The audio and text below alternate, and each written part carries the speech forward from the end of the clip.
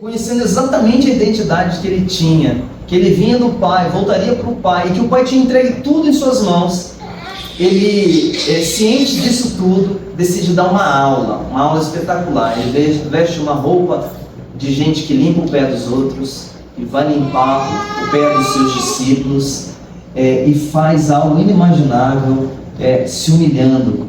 E ele diz para todos os que assistem a cena: olha, eu sou o mestre de vocês, mas vocês serão meus aprendizes de fato, não apenas se vocês me ouvirem, mas se vocês fizerem exatamente o que eu estou ensinando para vocês. E em razão disso a gente conclui que vida de discípulo, uma vida que gera vida, uma vida que gera bem para a sociedade, um relacionamento que convida a bênção, uma postura dentro da família, uma postura dentro do trabalho, uma postura em sociedade que faz a diferença, é nada menos a postura de alguém que entendeu que é chamado para servir.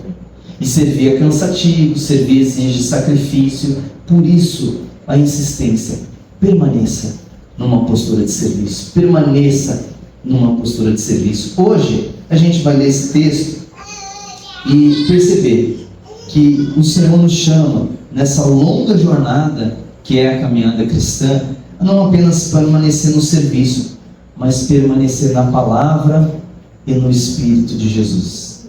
Permanecer na palavra e no Espírito de Jesus. Preste atenção comigo, a gente vai ler a partir do verso 15. Se vocês me amam, guardarão os meus mandamentos. E eu pedirei ao Pai, e Ele lhes dará outro Consolador, a fim de que esteja com vocês para sempre. É o Espírito da verdade, que o mundo não pode receber, porque não o vê, nem o conhece. Vocês o conhecem, porque Ele habita com vocês, estará com vocês. Eu não deixarei que fiquem órfãos, voltarei para junto de vocês. Mais um pouco, e o mundo não me verá mais. Vocês, no entanto, me verão. Porque eu vivo, vocês também viverão.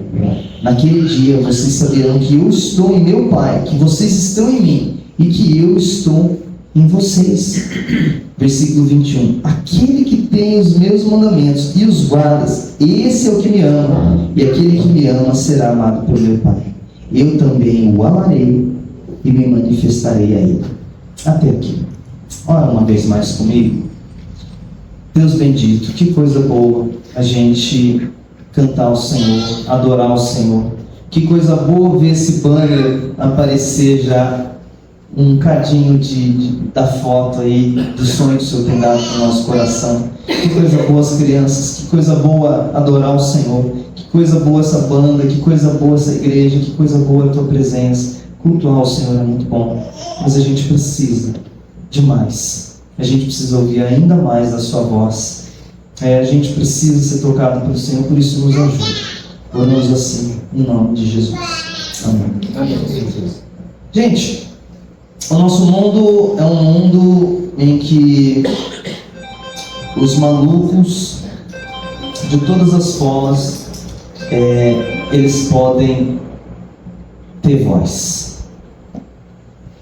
E isso assim tem uma coisa de ruim, porque a gente nem sempre gosta de ouvir maluco. Gente, o que a gente vive nesse mundo? Um mundo que coloca microfone na boca de todo mundo. E essa é uma coisa que a gente fica incomodado, mas é uma beleza da internet. E é muito ruim que as pessoas não possam falar, e algumas pessoas que se acham iluminados falam assim: olha, só eu posso falar. Não, é um negócio bacana, todo mundo pode falar. Só que, se por um lado isso trouxe coisas boas, isso também trouxe desafios. Porque não basta apenas as pessoas falarem, as pessoas também têm muita dificuldade de permanecer com algumas ideias. Há um mundo em constante transição. Há um mundo onde as pessoas assim, elas falam tanto, elas têm direito de falar tanto, e aí algumas verdades que elas não poderiam substituir, elas substituem. Ao invés de permanecer, elas deixam embora. E quando eu estou falando nesse termo, porque assim, É muito bacana quando você, com uma teimosia imensa de uma área específica da vida, você acessa um novo conhecimento e percebe assim: uau, eu insisti tanto nisso aqui, mas estava errado. Você não tem ideia da alegria que você faz com a sua família quando isso acontece com você? De verdade, é sério, a família fica tão feliz. Até que enfim ele mudou de ideia, ela mudou de ideia. Isso é um espetáculo. Mas por outro lado, tem muitas coisas que a gente não pode transitar o tempo inteiro. Algumas coisas são absolutas, algumas coisas devem permanecer. E quando a gente fala dos testemunhos de Jesus, da palavra de Jesus, da palavra de Deus, a gente enfrenta exatamente o mesmo desafio. Porque em razão da gente achar que a nossa ideia é muito importante, que ela vale muito, não é incomum nos dias de hoje vocês descobrirem que o que as pessoas pensam sobre Deus, o que elas pensam sobre Jesus, o que elas pensam sobre a vida, elas tiraram tão somente da cabeça delas, e não importa o que qualquer pessoa diga, é aquilo e pronto. Eu estou falando das pessoas lá porque eu e você não temos problemas com isso, de forma alguma. As nossas concepções sobre o Criador, sobre os planos dele, sobre os propósitos dele, sobre como o universo deveria funcionar, a gente extraiu tudo direitinho de Deus e está tudo bem arrumadinho na nossa mente. Olha, deixa eu falar para você, não é bem assim. Eu costumo falar que em vários momentos da vida a gente acredita em uma caricatura de Deus, e não no Deus das Escrituras. E a gente tem várias concepções que foram às vezes herdadas da família, às vezes das nossas conveniências, e a gente fisga e apoia-se somente naquilo que faz sentido para a gente. É curioso que nessa minha jornada pastoral eu já percebi algumas pessoas chegando assim, falando para mim assim: gostei muito do sermão hoje, mas várias vezes essas pessoas não falam isso. Daí você pode pensar assim: é porque várias vezes o sermão é ruim, né, André? Então ela não estava valendo. Não, mas não é uma pessoa que concebe muito bem, não tem uma ideia de discurso, de organização da oratória, nada disso, de exposição bíblica. O que eu já percebi com o tempo é que o que essa pessoa está dizendo é o seguinte: hoje eu gostei, porque o que você falou hoje é o que eu concordo. Nos outros dias você falou coisas das quais eu discordo, então por isso eu não gostei. E daí você fala assim: André, mas é um julgamento legítimo, porque as pessoas não precisam concordar com o que você fala. Evidente, isso é muito importante. Mas o interessante era que ela chegasse para mim e falasse assim: olha, hoje o que você ensinou não está na Bíblia, você inventou. Agora, se o que eu estou ensinando está na Bíblia, essa pessoa está com dificuldade. Porque ela está dizendo o seguinte, que aquilo que está na Bíblia, ela não concorda. Então, eu quero iniciar com vocês percebendo o seguinte: Jesus fala assim, se vocês me amam, versículo 15, guardarão os meus mandamentos. Eu pedirei ao Pai, e Ele lhes dará outro Consolador, a fim de que esteja com vocês para sempre. É o Espírito da verdade que o mundo não pode receber, porque não vê nem o conhece. Vocês o conhecem, porque Ele habita com vocês. Jesus está num momento de muita preocupação, porque ele estava para deixar os seus discípulos. O capítulo 14 inicia ele falando assim: olha, eu estou indo para o meu Pai, mas se lá não tivesse morado, eu diria que ia preparar lugar, mas tem lugar para todos vocês. E daí ele vai falando do Pai, e de repente um dos discípulos fala assim: Felipe, mostra-nos o Pai. E aí Jesus dá uma aula para ele e fala assim: olha, eu estou há tanto tempo com você, Felipe, você não entendeu quem eu sou? Quem me vê a mim, vê o Pai. É maravilhosa essa fala de Jesus, porque ela define aquilo que a gente chama da divindade de Cristo. O que torna Cristo tão distinto, tão diferente, tão singular, tão espetacular, é que ele não é apenas o filho de Maria, criado por José. Ele não é apenas um galileu, um nazareno. Ele não é apenas alguém que viveu na Palestina, confins no mundo, onde o império era Roma, e ele foi um mestre muito importante que diz coisas boas. Não. O que torna Jesus tão singular é que ele era nada menos do que o Filho de Deus vivo. Em outras palavras, de igual divindade. Ele é um com o Pai. Ele é o próprio Deus Filho. Ele é Deus. E isso é extraordinário. Aí ele conta essas coisas e daí ele chega nesse ensino apontando para eles algumas coisas. Olha, vocês estão começando a ficar preocupados, mas eu não vou deixar vocês sozinhos. Eu vou fazer com que vocês permaneçam em mim. Eu não vou, porque a ideia de orfandade assim, ó, é desamparo. Eu vou dar alguém com quem vocês permaneçam. É o Espírito Santo, o Espírito Consolador que lhes será dado. Só que ele vai, e por diversos momentos, ele fala sobre o mandamento. No início do trecho que a gente leu, ele fala: se vocês me amam, guardam os meus mandamentos. Ele cita na sequência que o Espírito é o Espírito da verdade. E depois, versículo 21, aquele que tem os meus mandamentos e os guarda, esse é o que me ama, e aquele que me ama será amado por meu Pai, eu também o amarei e me manifestarei a ele. Jesus está fazendo uma série de conjunções, dizendo: eu não vou deixar vocês sozinhos, o Espírito Consolador guiará vocês, mas tem algo muito importante. Aquele que me ama, aquele que foi encontrado por mim, aquele que foi tocado por mim, precisa permanecer na minha palavra. Deve permanecer na minha palavra. E essa palavra, guarda os meus mandamentos, é uma palavra que o sentido dela é de polícia. O sentido, a palavra é utilizada assim, olha, foco total, proteção total e guarda total. Guarda os meus mandamentos. Mantenha-se nos meus valores, mantenha-se nas minhas palavras. As escrituras sagradas você precisa guardar. Vocês precisam permanecer nela. A relação comigo, com o Pai, com o meu amor, com a filiação que eu dou para vocês, ela não está separada de uma relação vital com a palavra. E aí eu vou dizer para vocês por que a gente enfrenta no nosso tempo um grande desafio com isso. Porque, primeiro, que a gente acha que a palavra pode ser não ser tão importante, que a palavra pode ser substituída, que a palavra pode ser alterada, que a palavra pode ser atualizada, que a palavra pode ser ensinada de um jeito que não corresponde com a própria palavra. Gente, talvez você não saiba, mas as escrituras, vez por outra, ela fala para a gente tomar cuidado com que ela usa uma nomenclatura muito propícia, muito assim, comum para gente mais treinada da igreja, que é assim, cuidado com os ventos de doutrinas. É uma linguagem bíblica. Já ouviram essa expressão? Vento de doutrina? O que é vento de doutrina?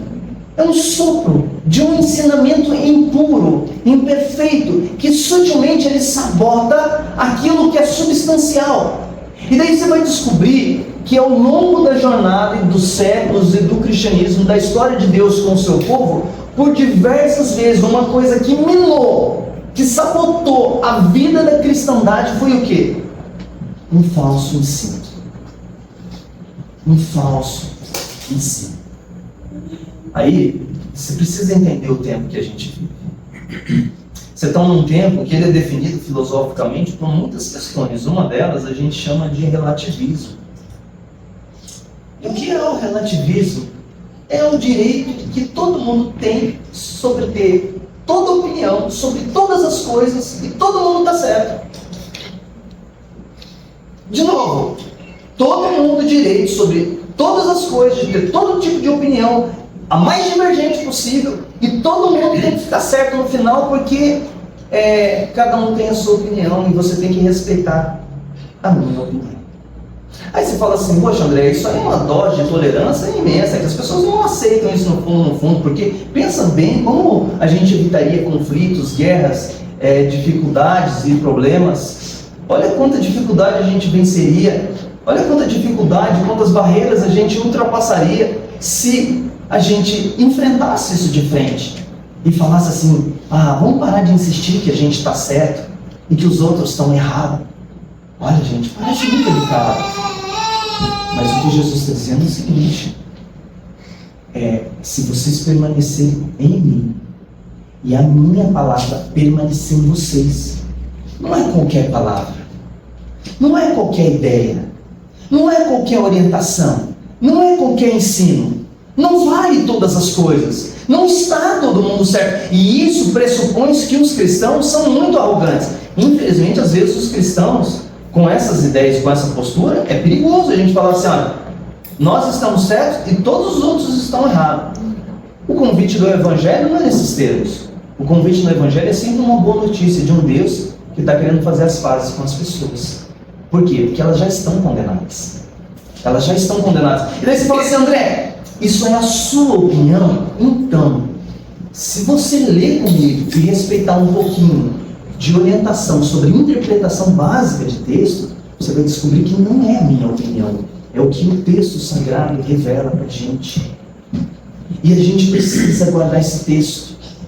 E é um grande desafio, gente. É assustador. Mas eu tenho 22 ou 23, 24 anos, 25 anos de convertido. Eu vi pastores que uma hora erguiam esse texto e defendiam nele com unhas e dentes. E diziam assim, essa é a gloriosa e linda palavra de Deus. Os mesmos pastores, hoje, estão dizendo assim, ela é insuficiente. Ela não tem todas as verdades de Deus. Ela contém algumas verdades que podem ser de Deus, mas a gente não pode levar ela tão a sério. Afinal, é um texto tão antigo. Afinal, já foi escrito há tanto tempo. E é sorrateira. Essa conversa da serpente, ela é sempre sorrateira. E aqui eu não estou dizendo que a Bíblia é um manual de ciência. Eu também não estou dizendo que ela é um manual de medicina. Ela cumpre os seus propósitos, revelar para a gente o caminho do Criador, como a gente desajustou as coisas e como Ele está provendo salvação. Ela não é um livro de agronomia, de agricultura, de topografia e nem de arquitetura. Nada disso. Ela contém muito princípios de sabedoria. Mas é um livro para falar da revelação acerca dos propósitos de Deus no mundo e de como vivem filhos e filhas amadas que agora têm identidade no seu Pai. E um livro extraordinário e maravilhoso. E jamais a gente deve empurrar goela abaixo esse livro sobre as pessoas. A gente não tem que dizer para elas, olha, vocês estão erradas. Não, é sempre um convite assim, igual daquela mulher samaritana. Vem ver, começa a ler, você vai ver que coisa poderosa que tem nesse livro. Olha que interessante, porque é o seguinte, se não presumem que é verdade, eu respeito o que se estabelece. Se dão chance de eu dialogar, eu vou mostrar os fundamentos da nossa convicção. Agora, o perigo que a gente enfrenta não é desses que dizem, eu não acredito na Bíblia. Não. O perigo que a gente tem é de gente do nosso meio, é de alguns de nós ouvir algumas coisas e falar assim, eu não sei se isso é assim. E curiosamente você começa a perceber esse tipo de distanciamento, sabe quando? Quando ela confronta as nossas conveniências. Normalmente é assim. Eu estou querendo viver um determinado estilo de vida. Sabe? Eu estou querendo viver de um jeito que esses textos aqui condenam. Das duas, uma, mas eu gosto da comunidade. Eu gosto de parte disso aqui, eu gosto desse ambiente, eu gosto disso aqui. Então eu preciso fazer alguma coisa. Ou eu mudo, ou eu mudo o texto. Não dá para mudar o texto. Está lá, está escrito, está impresso, tem um monte de gente, está espalhado, tudo que é lindo, um monte de idioma, um monte de... Não dá. Então é o seguinte, eu reinterpreto. Eu faço uma releitura. E perceba o seguinte, gente, a gente está num mundo em desconstrução. O nosso mundo ama desconstruir absolutamente tudo. Evidente que tinha algumas coisas, sempre tem na sociedade algumas coisas que precisam de renovação, de reestruturação. Mas a gente tem que tomar cuidado com isso. Porque assim, perceba que o tanto de reconstrução que estão sendo feita. Casamento está sendo abalado e ele está sendo constante pedido de releitura. Proposta educacional, releitura. Proposta científica, releitura. Proposta de ordem social, releitura. É o tempo inteiro se desfazendo. E isso, gente, não é de hoje que esbarra aqui. Aí você fala assim, André, o cuidado tem que ser... Você tem que cuidar muito, né, André? Porque você ensina... Mas não são poucas vezes que eu ouço algumas pessoas flertando com o relativismo e falando assim, olha, alguns textos da Bíblia... Um passado não muito distante, uma pessoa chegou para mim e falou assim, André, eu não vou mais continuar na igreja. Sério, o que está acontecendo? eu acho que algumas coisas de que vocês acreditam, eu não estou acreditando mais. Explica melhor para mim. E daí começou a tocar em assuntos polêmicos, em termos de moral, de certo e errado. Para mim essa referência, André, já não está valendo mais. Gente, isso não é um caso isolado. Essa longa jornada na mesma direção é um chamado do Senhor Jesus falando assim: meu filho, minha filha, permaneça na minha palavra, permaneça na antiga notícia, permaneça no texto. Virão dias que os homens amontoarão doutores e mestres para si e ouvirão doutrinas de demônios. Gente, isso é profecia bíblica. Um mundo que se chama evangélico é uma loucura só. O mundo da internet, que é tão abençoado porque você pode ouvir pregadores muito melhores do que eu, também esconde muitas ciladas, de falas às vezes aparentemente sugestivas. Eu não estou falando para você, ouça apenas a palavra aqui, não. Sabe uma coisa que a gente tem sempre desafiado o coração de vocês? Verifique se está aqui. Conheça esse texto. Eu sou digno de anátema quando for verificado que o que eu estou ensinando não tem mais nas Escrituras.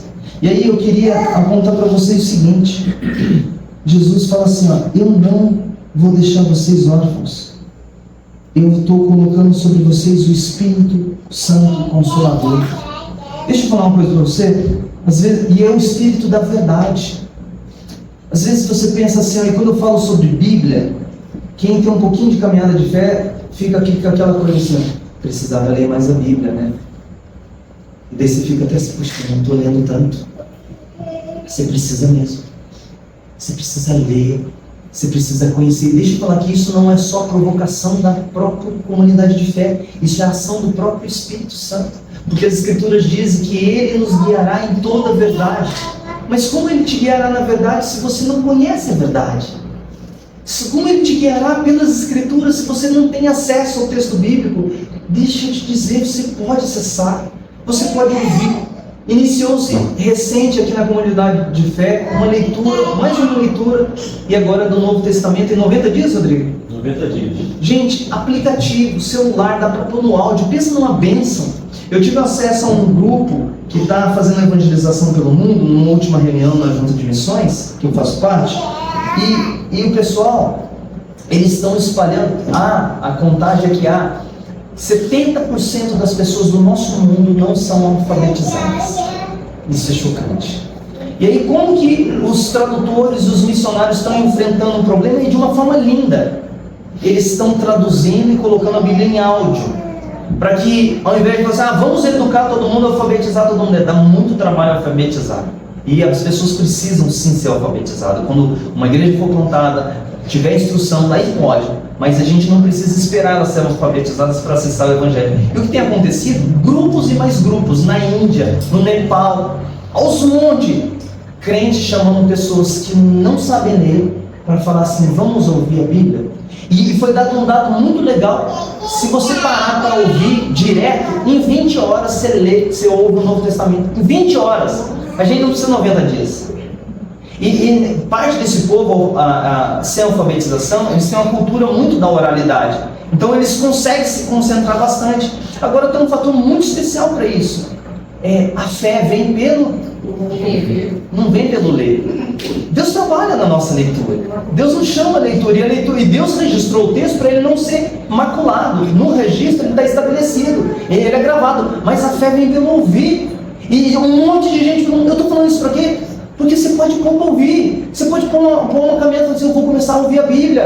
Põe um áudio, ouça a Bíblia, para um tempo do seu dia e deixa o Senhor e o Espírito que confirma as verdades maravilhosas no seu coração. Uma delas, que você pertence a Deus. Isso vem pelo ouvir da palavra de Deus.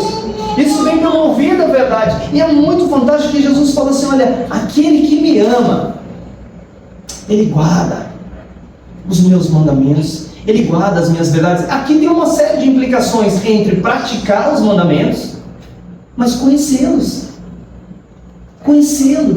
defendê-los, Viver com eles, viver assim, olha, eu amo o Senhor. E aqui eu queria que você tomasse cuidado. Porque quando a gente ouve essa palavra, a gente fica imaginando assim, ó. Então, para que eu prove que eu amo Jesus, eu tenho que guardar o mandamento. Senhor, guardei o mandamento, agora eu te amo. Olha, gente, o que ele está falando assim, o resultado, o efeito de quem teve um encontro real comigo é que os meus mandamentos serão caros para o coração. E aquele que me ama será amado do meu Pai. Nós viremos e faremos nele morada.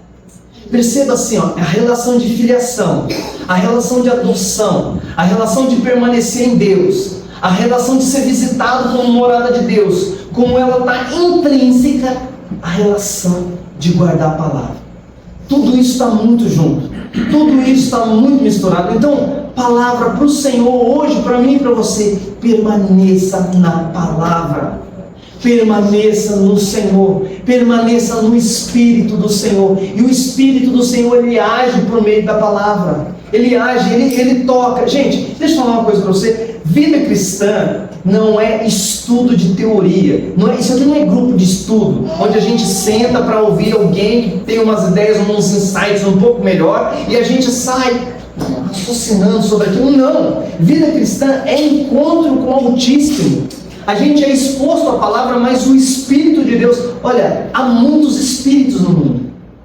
E as pessoas são sim visitadas por espíritos. Digo para você, nenhum desses espíritos que visita as pessoas, se não for o Espírito de Deus, procede de Deus. São espíritos malignos, confusos, mentirosos e diabólicos. Mas a espiritualidade cristã é de uma vida com um tal de espírito, que toca no nosso coração, que envolve a nossa vida, que dá dinâmica para o nosso existir, que dá dinâmica para o nosso viver, e faz desse texto um texto glorioso e poderoso que explode o coração e molda o nosso viver. Não é apenas crença, é confissão, é entendimento de doutrina, sim, mas é vida com o próprio Espírito de Deus que mora em nós. Olha, essa semana eu estive na casa de uma família muito querida e a gente leu um capítulo da Bíblia junto. E foi uma delícia a gente ler o capítulo. E depois que a gente leu o capítulo, a gente pôde pensar um pouquinho naquele capítulo. E foi deliciosa a conversa. Foi muito gostoso, eu fui muito edificado. E daí depois a gente encerrou aquela leitura da seguinte forma: vamos fazer uma oração?